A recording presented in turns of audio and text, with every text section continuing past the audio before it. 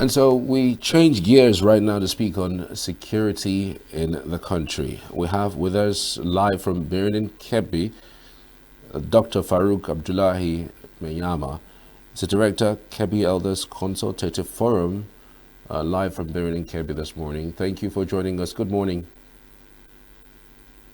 Morning, how are you?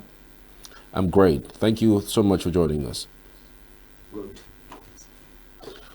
All right. Welcome. First questions would be, I mean, the security situation in the country. So some persons would attribute it to lack of action by the government and the governors. Some others would also say that, look, we have gone beyond speaking about the government. We should start doing some things in that direction. Some others have mounted the fact that the state police should have been what we would have done ever since. But then there are still clogs on the wheels of that, because people also say that the governors would misuse the opportunity that they have to solve the problem, to go against political opponents. For you, what do you think would be the lasting solution to insecurity in this country? And before we get into that, what is fueling insecurity in Nigeria, especially in the northwest through north central, and in fact the southeast and south too? Well, first and foremost, security is the absence of danger or threats. And for the root causes of security are multifaceted. They include unemployment, they include greediness, they include lack of poor education, they include so many factors, including social factors, economic factors, and educational factors. The problem we have in this country generally is the issue of poverty. That is number one. The second one is unemployment. The third one is poor education or lack of that education at all. And these factors normally one factor lead to the other. For instance, we have seen most of these cases happening in the Northwest. It started with the Fulani herdsmen and farmers, clashes. Then it accelerated to violent banditry. And this violent banditry results in kidnappings for ransom and armed robbery and so many other things. The issue is we need to create opportunities for the youth. Once the youth are gainfully employed, or there are numerous opportunities for them, some of this banditry will definitely reduce. But we now reach a situation in this country in which, unemployment is almost zero, more especially at states levels. Most states don't employ now. And we are graduating thousands and thousands of Nigerians annually. So what do you think these people will do? And the nature, the form and the function of education that we operate in this country is the type that made people dependent on employment, not creators of employment. We are supposed to learn people to create employment opportunities for themselves and others, not to rely on government employment or private sector employment. So in the absence of such type of education, we create or graduate, youth that, are waiting for government employment while the governments are not employing. They are waiting for companies employment while most of these companies are packing out of the country. So that is why it is very, very important to create number one employment opportunities in the entire, then reform our own educational sector. Like what the federal government now introduce different types of activities that will improve or reform the education sector, so that people can be gainfully employed by themselves, they can be self-employed instead of relying or waiting for government to employ them. So, which is an improvement when you see the new curriculum of education that was introduced by the present administration. Okay, you are the director of KB Elders Consultative Forum. What role do you think that your organization can play in helping the security situation, at least across the Northwest where you are based? Well, I'm the Director General of this KB Elders Consultative Forum. And as the Director General, this KB Elders Consultative Forum was established since 1992. That is soon after the creation of Kebbi State in 1991. And over the years, it has been advising governments, state government, and even local governments on how to improve not only security, but how to improve the educational sector, the health sector, the security aspect, the agriculture, and so on and so forth. And on the part of security, the best that Elders Consultative Forum can do as a non-governmental organization is to engage the community, advise state government on how best to approach the situation. And at the same time, also mobilize members of the community to embark on cooperation with state governments through security information and other security agencies. Cooperate within themselves, between themselves, in order to establish community vigilante groups so that at least they can serve as, initial community protection committee. And some of these things are already happening in different parts of the country. And we are happy that the state government in Kebbi State, under the leadership of the President Governor, took over the mantle of this community policing aspect. And they established these vigilante groups in various communities. They provide them with motorcycles and even motor cars in some places, so that they can, one, serve as initial buffer between the community and these bandits, and two, source and provide intelligence information to the security agencies around them and even the state government. So that is the best which Cape Elders Consultative Forum can do, and they have been doing it over the years. Right. Do you think that the discovery of a very important mineral resource in Zamfara State is part of what is fueling this insecurity, especially with the establishment of Lukarawa?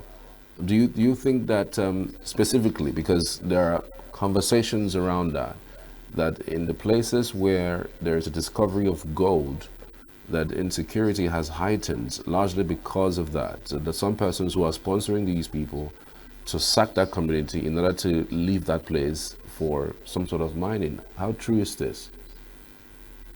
Well, it could be true. We have seen that happening in India and many Asian countries, and it is now happening in Nigeria also. We have so many good mineral deposits around in almost all parts of the country, most especially in Zamfara, Sokoto, Kebbi, and Niger states. And that is why we have predominant banditry in this part of the country. The problem is multifaceted, as I said. We have so many porous borders, and these porous borders, enable so many people to come in. When you look at this social media, you see Chinese in the bush, some of them moving with armed, security men around, protecting them. What are they doing? Are they, embarking on this mining on behalf of the government? If they are not doing it on behalf of the government, they are doing it on behalf of themselves or on behalf of some wealthy individuals. The government needs to control this sort of things.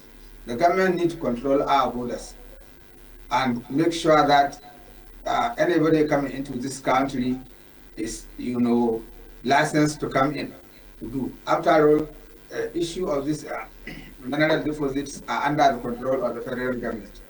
And how do these people come in? You see our four kids, extracting gold, extracting different form of mineral deposits, under the supervision of these Chinese people. And who facilitated these Chinese to come in and start, recruiting these kids that are extracting minerals from different parts of the country under their supervision. How did they come? And who is sponsoring them? Are they doing it on behalf of the government? If they are doing it on behalf of the government, it can be regulated. But if they are doing it on behalf of individuals, the individuals are not after anybody apart from themselves. That is what is, making the situation very, very, very unpredictable and very worst. It is getting worse and worse because it is not under control. And the government need to go into these bushes, arrest and deport these Chinese, trace who are sponsoring them, and make sure that anybody coming into the country is also protected. And anybody, coming into this country, come in legally and lawfully, not through the back door, as some of these things are happening now. So basically, you can confirm that part of the reasons why we have issues in the northwest and in north central parts of the north central is because of the discovery of mineral resources, and it does look like the governors are even handicapped. I'm wondering really, what else can we do? I mean, a whole lot of persons have spoken about state police. People have also said that maybe state police might not even work. But for you, do you think that it's about time for the state police to be, introduced, amend the constitution to allow state police to thrive? And what do you think about the fears also, for some persons who have also said that there are some fears regarding that development if we intend to do that? Well, as a former national chairman of Police Community Relations Committee, I was always opposed to state police. Why? Because seeing the political situation in the country, where some of these federal police are being misused by some state governors, I don't believe state police will help matters, because state police could be used to intimidate political opponents, to threaten political opponents, to even, harass political opponents. Apart from that, state police, as we all know, could be used against different types of people, even the masses. Presently, we have seen the situation that is happening with even the federal police. Some of these Chinese people you see doing mining, they are being, protected by the police, federal police.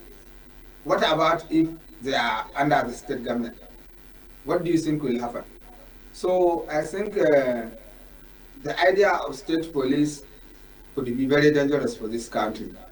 We have seen private militias intimidating people from other parts of the country when they go to some parts of the country. We have seen vigilante groups threatening non-indigenous in different states of the federation. And they are now informal security outfits. What about when they become formal as state police? It will lead to interstate war if care is not taken. And it can lead to disintegration of this country if care is not taken. And that is why I was personally opposed to state police, because of the situation in the country, the danger we are experiencing in the country, the divisive nature of some of the things that are happening in this country, most especially the tribal, ethnic, and religious tensions that exist in the country, more especially during elections and the close to elections period. You seem a little bit pessimistic about the state police idea. Because again, it also has its own advantages, some people would say, because you just highlighted what it will cause when it's been established. You looked at the disadvantages. What about the advantages? Having the governors become responsible entirely for the security of people, lives and property. I mean, is it not really, debilitating for you seeing a governor go to a crime scene just to cry and then turn around and tell the people to defend themselves? I mean, in a country where we are calling governors, chief security officers of their state, they are unable to direct security within their states to take proactive action in making things happen. Why are you so pessimistic about state policing? I'm very pessimistic about state police because of the situation we have in the country. Some of these state police, even in developed countries, like in the United States, at times you can see how they are used against the citizens of their respective states, and at times even have some clashes between them and the federal police. In developed countries, what about in our own country that we are developing now? For instance, seen a situation whereby people that just simply collect revenues intimidate people that come from the other parts of the country. I school in the East. I have seen what has been happening. I also travel across the country, and I have seen what has been happening in different parts of the country. And I know the dangers of state police. And I have seen what some of these vigilante groups were even doing. Not talk of the state police that are formalized security outfits. So the advantages that some people were mentioning, that they are aware of the locality, that when they are under the control of the governors, the governor can visit. Now, look at some of these state governors. They are not even paying salaries. They are not paying pension and the gratuities. So when you recruit people and give them arms and ammunition, and you don't pay them salaries on time, or they retire when they are fully trained, and you don't give them their pension and the gratuities, what do you think they will do? They will take up arms in order to get what to eat and not to maintain the body and soul. And that is the danger of state police. Yeah, but it's happening now. It's happening now that even the federal government is in charge. It's happening now. I mean, the federal government also uses the police to intimidate opposition. We've seen that play out. I mean, what you're talking about, salaries not being paid early, is happening now. So, I mean, what difference would it make? The difference that it will make is that it is controlled now at the center. What about if it is allowed to be in different 36 states of the federation? It will be worst. Now, as you mentioned, it is happening where it is controlled at the center. What about if it is happening in all the states or almost all the states of the federation? It will be worst. And at the level of corruption we have in this country, the level of threats and the intimidation of political opponents that is happening in this country, the level of ethnic, tribal, and religious tensions that is happening in this country does not augur well for any state police. We may end up having one state police fighting another state police. We may end up having one state police, killing people from other parts of the country, just like what happened in those states now. It is a vigilante group that killed about how many people from Kano State. The hunters come back home. You understand me? So that is the situation we are in this country. We are yet to develop enough to take care of this sort of, ethnic tensions that is happening in the country to enable us have state police that will be fully professional, that will know that they are only responsible and in charge of maintenance of law and order and the enforcement of law and order. So you don't think that state police can solve our problems? What else can we really do? I mean, to solve the security situation? Because again, one would have thought that when you have state police, I mean, it is closer to the community. I mean, the employment would be people who live in those areas. I mean, we couldn't have a situation where people coming and attack people in their farmlands and then they run back into the bush. At least you would have people who man those places. It will mean more people will have jobs. It will mean more of our localities will be secured much more than the federal. So maybe it is just going to be a complementation of what we have at the federal. So one would think that maybe just like reminiscent of what we're seeing in the southwest with Amotekun, it's a regional kind of security outfit, and maybe he's bad too. I mean, one would have thought that maybe something in that region would be good for us, don't you think? Look, I was in the south, I was in the west, I was in the east, I was in the north, different parts of the north, and I've seen what has been happening. And what you are saying is how even recently some Amotukun members were arrested for harassing their own people, the people in the area, and committing armed robbery. And I don't want to mention the state. It is reported in the social media. When you click into the social media, you'll see what is happening with some of these Amotukun areas. Look at what is happening in the east.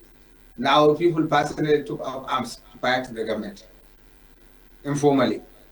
And what about if they are formalized? Look, what needs to be done is for the federal government to recruit more and more and more security agencies. That is one. Two, provide them with the required arms and ammunition to fight this banditry. Three, give them enough welfare to know that they are not making their sacrifice in vain. In a situation where when a police officer is killed or a soldier is killed in the line of duty, his own family will be left without any form of protection or remuneration to take care of them. Some of them will be following for the compensation of their own bereaved or diseased member for donkey years before they can get to be paid. Some of them will be on their own, and the children will be left on their own. So they have little to sacrifice for. In developed countries, any security person, if you see how they are taken care of, you'll know that they can commit anything to protect their own country. But here, the welfare of our own security forces need to be taken care of properly. We are taking care of the judiciary. Why can't we take care of our own security men? We are taking care of the political office holders. Why can't we take care of the security men? And why can't the government, federal government, buy helicopters for all the police across the country, and soldiers across the country? Buy helicopters, buy this technological equipment for them to be able to monitor our forests. All we need to do is to provide enough personnel, security personnel, provide them with enough technological equipment, provide them with adequate facilities, including helicopters, to monitor this situation. We have enough funds to do that. Instead of, some of this security budget that you don't know where it is heading to, what it is used for. You don't use budget 10 billion to furnish maybe Aso with what do we call it, with alternative power supply when our own security is at risk, when our own security is under threat. Why don't you use those 10 billion to buy all this technological equipment for our armed forces, for our armed police? Why don't you use this 10 billion to recruit more members of the armed forces or police, provide the country with security? It's very, very important that we use the available resources we have to equip our own armed forces, provide them with enough welfare so that they can take care of the country. Right. Do you also think that there's an international dimension to our security problems? Do you also think that we should seek help internationally to solving some of our internal security problems? But personally, I don't believe we need to get any security assistance from any country in terms of personnel. But we can seek security assistance from different parts of the world to buy this technological equipment, buy arms and ammunition in order to fight this armed banditry. People believe that it was because of the fall of Gaddafi in Libya that some of these arms and ammunitions were spreading across Africa. But it's not only the problem in Libya that is causing this. If you look at the situation worldwide now, there is serious insecurity. It's not only in Nigeria, but why we are feeling it so seriously in Nigeria is because it is something new to us. We used to be very peaceful in this country. It's only quite recently in this recent years that we are experiencing this armed banditry. In the past, we don't even know anything about armed robbery in the north in particular. It was later on it came into the north. Then later on, we are now experiencing banditry. We used to have gold. We used to have stolen minerals in different parts of the country, but we have never had this sort of thing so bad, like this sort of recent years things are happening like that. So we don't need to bring armed forces from any other country to come and fight for us. We need to fight for ourselves, and we have enough resources in this country to recruit enough personnel that can fight this armed banditry. That is my opinion, anyway. All right. So, for you, employment of more people, more equipment should be bought to be sent to these hinterlands. What about our borders? Do you think our borders are manned enough? And what do you think led to the creation of Lukarawa? I also heard there's another terrorist organization that has just been formed somewhere in, I think, Kwara. They're called Mamuda. So you would think that while we're trying to solve the problem of Boko Haram, we're still having Lukarawa in the northwest, and now we're seeing them coming through to the north central. Do you think that the Nigerian security apparatus is adequate enough to, solving these particular problems? That's what I said. I earlier mentioned that we have so many porous border across the country. Our border is so porous that you can hardly control it without adequate technological equipment. We need, technological surveillance survey our own borders. We need enough personnel to man our borders. Even the available personnel we have, like the immigration and the custom, instead of them to go to the borders, you see most of them on our own streets, on our own roads here. What are they doing on the roads? Why won't they be posted to the borders to control infiltration of these arms and ammunitions by the customs, to control movement of illegal aliens into the country by the immigration? But you see immigration in the center of the roads between one town and the other. You see customs between one town and the other. Even some of these state capitals. What are they doing in this? They are supposed to be at the border. I don't see why the available personnel we have can't be processed to the border to patrol our borders. And we need enough helicopters across the country in all states of the Federation to be responding promptly to distress calls by Nigerians.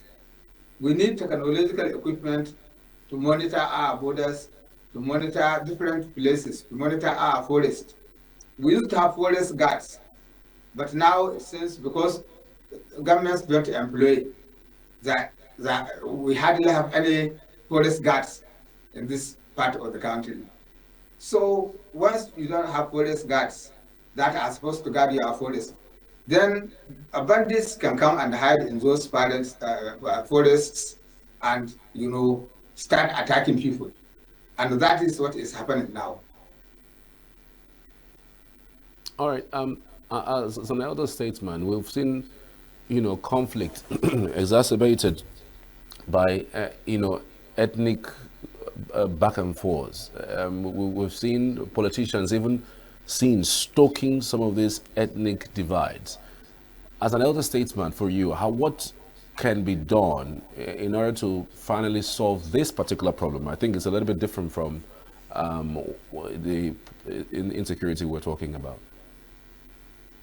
To me, we need to unite in this country.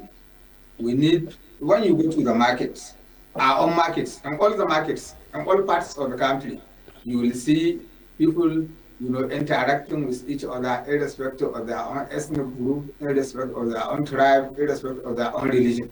They buy and sell to each other happily and laughing, engaging with each other happily. But what is happening in this country is we are not patriotic. More especially, some of our politicians are not patriotic. They instigate, they engineer ethnic tension, they mobilize ethnic militia because ethnic problems across the country. And the problem is we don't have punishment for some of these sort of things. Some are above the law. And what the federal government and even state government need to do is to make sure that people who incite ethnic tension, religious tension, are prosecuted and punished. Because if you don't punish crimes, then crimes has a tendency to increase and accelerate. But the unfortunate situation we have is there. You have never had anybody that was arrested for incitement against on ethnic tension. For anybody, you have not had anybody who was arrested for incitement or religious tension. You have not had anybody who was arrested for incitement on tribal tension. People need to be arrested and prosecuted for this sort of incitement. Once you don't punish people that incite people against each other, then the tendency for more and more people to do it is there. And that is why we need to enforce our laws in this country. We have enough laws to take care of this sort of incitement on ethnicity, incitement on religion, incitement on tribalism. And once these things are done, then you will see sanity returns to this country. In the past, we don't have this sort of things. You see people being elected from different parts of the country and nobody said anything. You see people appointed from different parts of the country. Nobody, was against it. But now anybody who wants political election or political appointment will start with ethnic tension, religious tension. And these things goes unchecked and punished, uncontrolled. And that is why it is increasing by the day. Every little man who thinks he can get to be recognized or to command attention will start with ethnic tension. And then government will just be watching him to the extent that he will start mobilizing people based on that ethnicity or religious basis. And he will have supporters. There are so many jobless people waiting to be mobilized. And based on that, and because of that, you will see that once people realize that he got the attention he needs, and they will also do the sensing. All right. Dr. Faruk Abdullahi Maiyama, many thanks for your insight. We truly appreciate your thoughts on the program. The Director, Kebbi Elders Consultative Forum, Birnin Kebbi. Many thanks for your time. Thank you very much. See Nature TV. News in your pocket.